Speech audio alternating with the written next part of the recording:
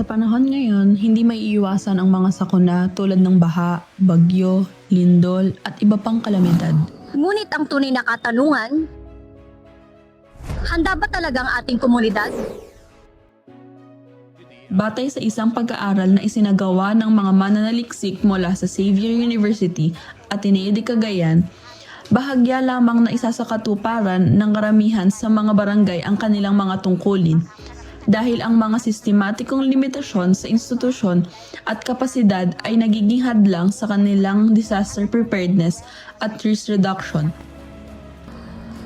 Kapag bumabaha, madalas nating iniisip na dahil lang ito sa ulan. Pero ang totoo, sa atin pala nagsisimula ang problema.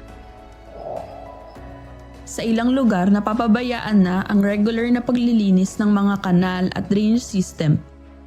Dahil dito, mas dumadalas ang pagbaha. Dahil dyan, ang paghahanda ay dapat magsimula sa pag-prevent at pag-mitigate. Mga hakbang na makakatulong upang mabawasan at maibsan ang pinsalang dulot ng mga sakuna at kalamidad bago pa man ito mangyari. Ang simpleng pagtapon ng basura sa tamang lalagyan ay lubhang makakatulong upang mabawasan ang baha sa isang lugar. Mahalagang alamin ang mga importanteng hotline numbers at evacuation protocols na maaaring tawagan o puntahan sa pagdating ng hindi inaasahang kalamidad.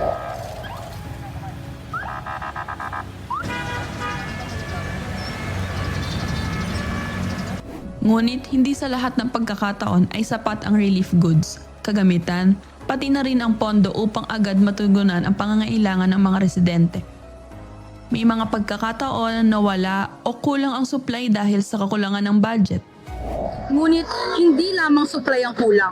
Kulang din ang mga taong nagre-responde sa mga residente.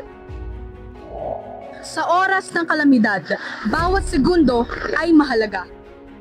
Sa ilang barangay, limitado ang bilang ng mga trained responders na may sapat na kaalaman sa rescue operations, first aid at mga evacuation procedure. Dahil sa kakulangan ng mga responder, mas tumatagal ang pagdating ng tulong at mas nalalagi sa panganib ang kaligtasan ng mga residente.